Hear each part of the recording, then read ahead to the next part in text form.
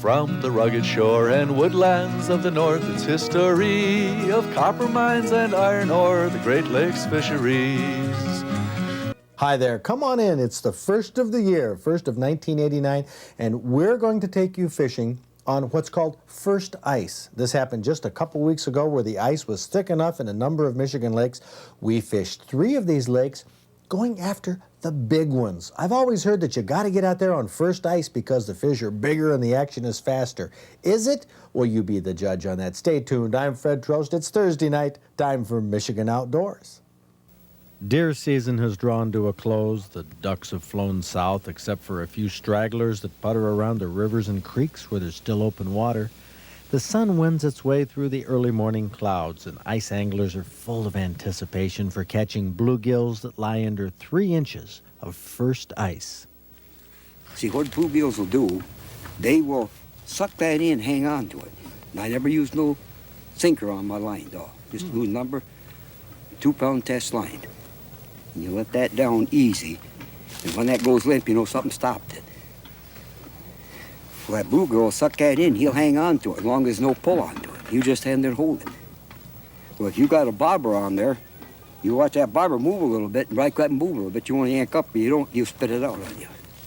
Jim Putney from Diamonddale has fished bluegills on first ice for many years, and he knows that it takes a sharp eye and a quick hand to set the hook when the bluegills suck in the bait ever so gently. The sky at daybreak reflects in the water as the bobber is jiggled by the angler, trying to attract a big bluegill to that tiny lure and waxworm on the other end.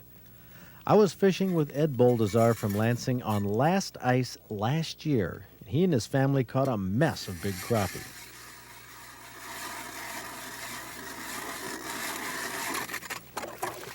About 10 turns. With first ice, the fish are supposed to still be hungry. Plenty of sunlight gets through to the plants under the water to give the fish oxygen. The water temperature has dropped, but only recently. And many years, this first week or two of ice fishing is the best of the winter.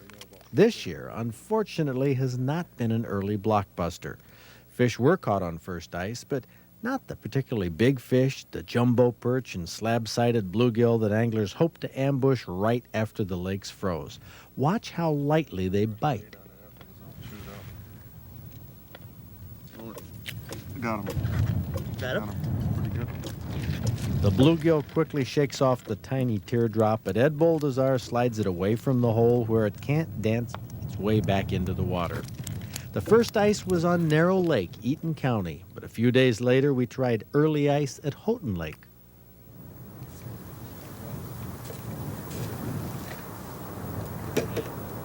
The wind blows skiffs of snow over Houghton Lake. Ice forms quickly on this shallow basin, and near the bottom, in just 6 feet of water, all sorts of fish can be found ambling through the weeds. But the question is, will they hit? Terry Place, who you'll find at the museum on weekends, baits up a tip-up with decent-sized sucker minnow, a favorite way to catch Houghton Lake pike in the winter. In just 3 weekends, this lake will be covered with tip-ups and ice fishermen and snowmobiles. Tip-Up Town, USA begins the weekend of the 21st, and we'll be out there. And hopefully, our tip-up flags will be flying much better than they did on this first ice. Ron Reed from Chalifou Resort always does well off the South Shore, but this year started a little slow. This is what you call first ice, Ron, within a week of safe fishing. Yep. There's about 5.5 inches here probably, and it's just getting so I'm comfortable to be out here. Now look what Zach just caught. Yep. Look at that, John. Pick that up there, Zach. He beat you. Look at that. There seem to be a lot of small fish being taken right now. I thought first ice was supposed to be good for bigger ones. Oh, it is, but it's pretty bright today. You do better on a cloudy day. It's just the way it works. When is the best ice fishing in the winter up here for bluegill? Well, first ice and last ice, you'll get the most gills. Which do you like better? I like last ice. And I like it because it's about 40 degrees out, and you got 18, 20 inches of ice, and there's water running down the holes. You can fish really comfortable. Mm-hmm. And we usually do real well. We eat bluegill all year round that we catch in March generally. So Ron Reed will be one of our seminar experts February 25th at our fishing workshop in Lansing, revealing secrets of Houghton Lake fishing. There, it's getting smaller even. Oh my. Well, I had struck out at Narrow Lake, broke my jinx on Houghton Lake, then we moved west near Cadillac to Lake Mitchell. Our museum manager, Terry Place, caught the first big one. Oh, look at beauty, bigger one. Oh, is that I almost great? have a magic touch. Is that great? I told you, this is beginner's luck. It's what it takes. Now, how close to the bottom are you? DNR fisheries biologist Leo Mrzinski. Now, we've been traipsing around the lake shores looking for the fabulous first ice fishing. We haven't found it yet. Well, sometimes it's late. Is it, I'd always heard that the first week of ice is hot stuff. I would say generally that's true. It can vary from year to year and from probably lake to lake. I think this year it's a little late. I wonder why. The drought? Oh, I doubt if the drought had anything to do with it. It's just this year.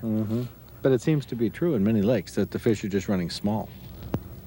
I don't know about running small. Here we've been doing fairly good on some nice gills. Not a lot of gills, though. Leo Mrzinski knows Lake Mitchell inside out, but he didn't catch the first ones tonight. Terry Place did. Got another I'll one. be darned. Look at It's on the magic bait.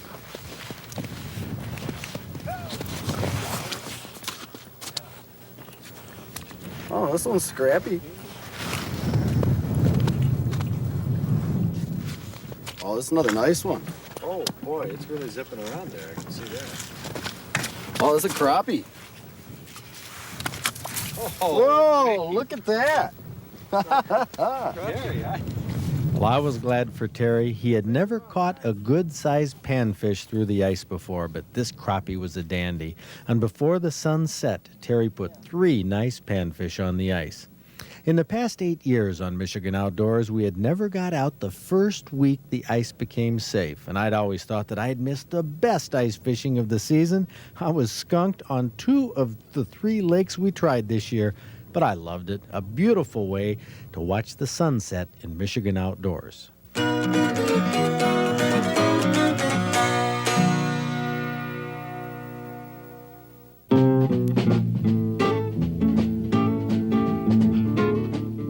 Jim Shaw of Perry caught this 1 pound, 13 ounce, 15 inch black crappie on a Mr. Twister fishing in a gravel pit in Shiawassee County. Here's a monster carp, 21 pounds, 15 ounces that Bill Bachheim of Grand Rapids caught while fishing the Grand River in Kent County on, get this, shredded wheat. Look at this Lake St. Clair walleye. It measured 29 1/4 inches. Steve Bowden of Dearborn Heights caught it fishing near Stony Point, Ontario.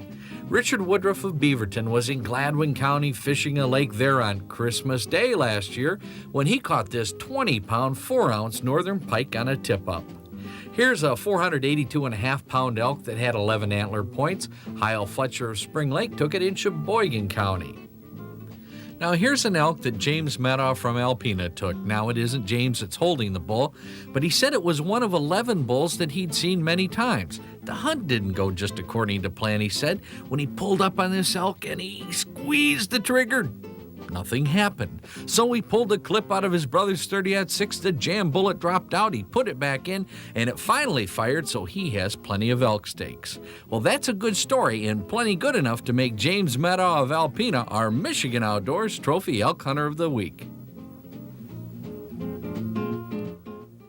There's a pro-gun issue brewing in the legislature that could affect Governor Blanchard's chances for re-election. Now, this pro-gun bill would prevent local governments, townships, villages, cities, and counties from having stricter gun laws than the state. It would also avoid a checkerboard of local gun laws that could make legal gun owners in one local government criminals in the next. In the past, the state Senate has okayed the bill by a big majority. The full House has never gotten a chance to vote on it. But this year, due to a new Speaker of the House, Lou Dodak, this issue should move to the front burner where it should easily pass the House and go to the governor.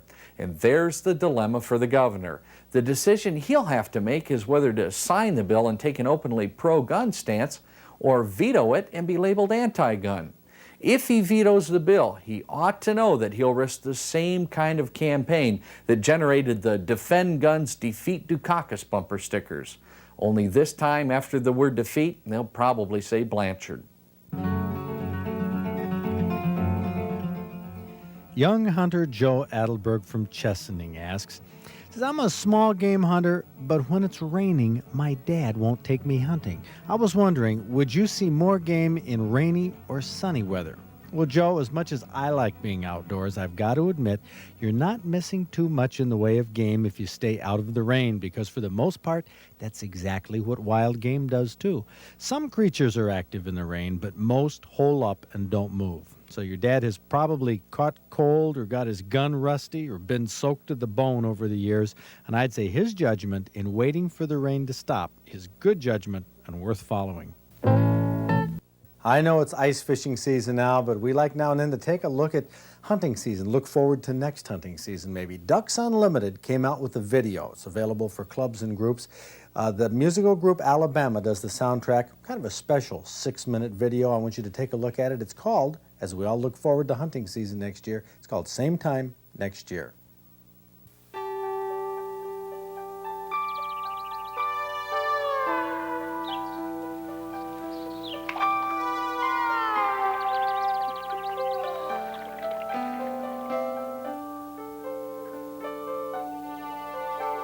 As we get settled in to our blind by the bean field, a cold winter rain begins to fall.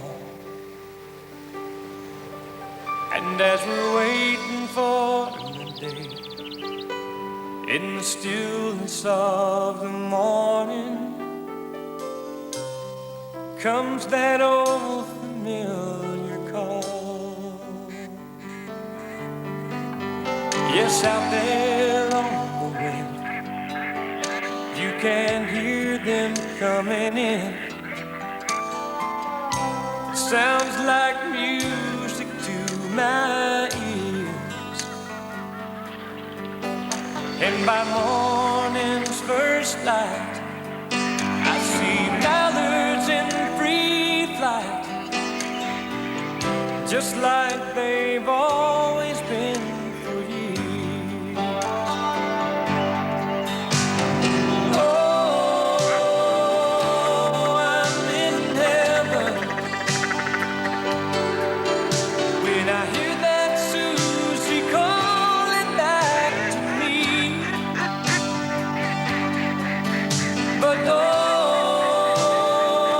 I'm not forgetting, we all must do our part, making sure they fly by here, same time each year.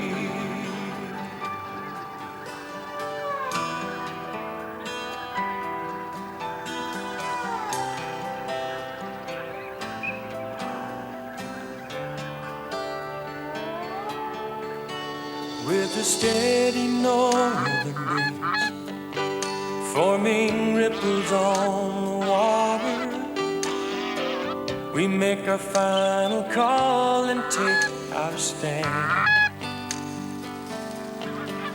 And while I watch them circling round, it looks like a ballet in midair.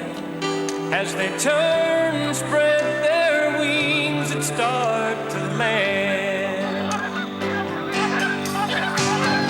Oh, I'm in heaven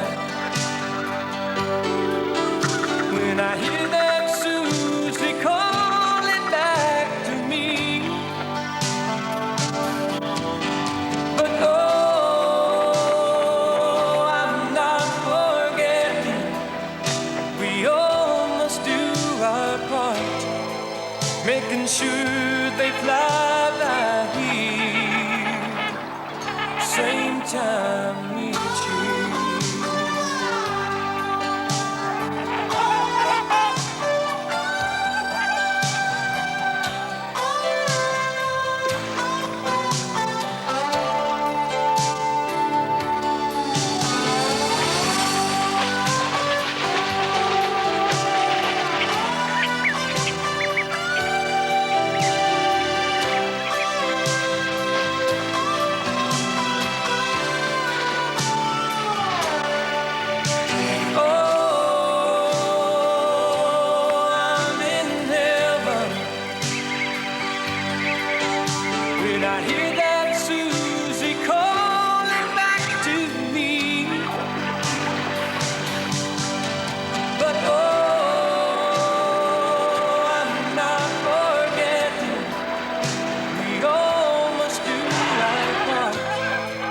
making sure they fly by here. Same time each year.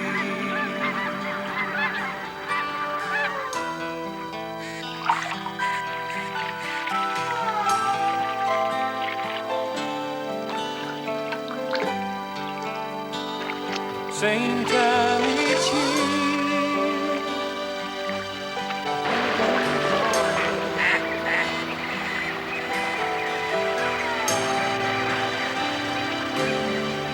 I'm in heaven. Same time each year.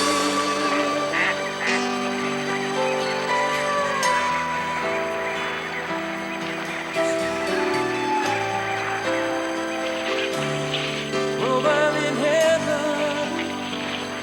Same time each year. You've been called.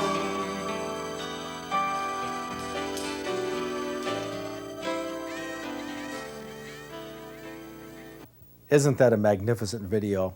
Makes us hunters look forward to hunting season, and I hope it sort of shows non-hunters what hunting for ducks is all about. That video is available through Ducks Unlimited in Chicago for showing to clubs and groups. It's called Same Time Next Year. Now let's take a look at a question about rabbits in our outdoor quiz. Should wind direction be a factor when you hunt cottontail rabbits? Well, probably. In laboratory tests, rabbits could detect smells 50 times better than humans. With such keen smelling abilities, rabbits should probably be approached from downwind whenever possible.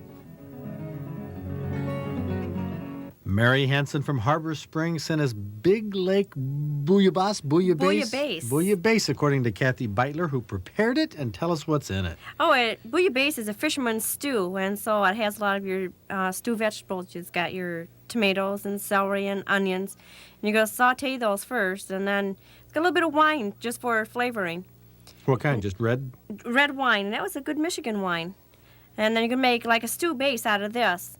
And fresh parsley, because it really does make a difference in this recipe. Oh, fresh parsley is, I really like that. Oh yeah, it beats dried, and then a little bit of salt and pepper. And what makes the bouillabaisse is it's fish plus saltwater fish like clams and shrimp. With Italian seasonings, it looks like. Basil. Oregano. And oregano, yep.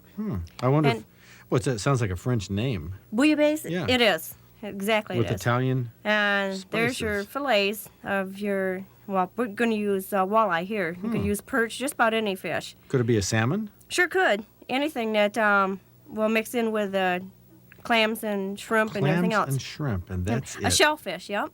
I bet with all these ingredients, I'd say that Bob Garner will probably like it. This stuff is perfect. This is really good stuff. It's a good fish-shellfish combination. Really excellent.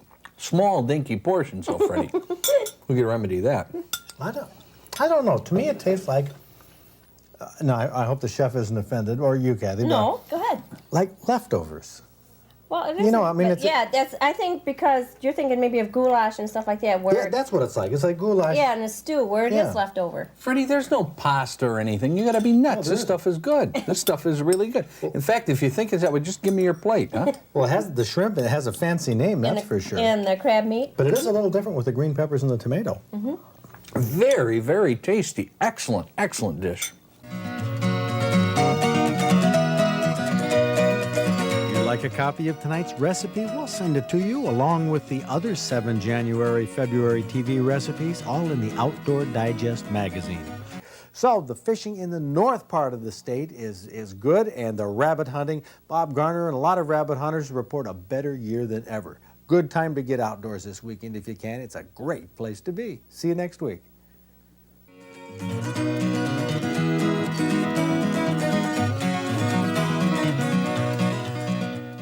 Next week on Michigan Outdoors, you have got to watch the show. Our main feature is steelhead fishing. That's going to be a good one, but something is going to happen next week that none of us see very often. Bob Garner runs into a recipe that has an ingredient in it that he absolutely can't stand. The man took one bite, and that's all he could handle. This recipe is a great recipe, folks. Most of us just loved it, but it's Bob Garner's Waterloo. Watch it next week right here on PBS.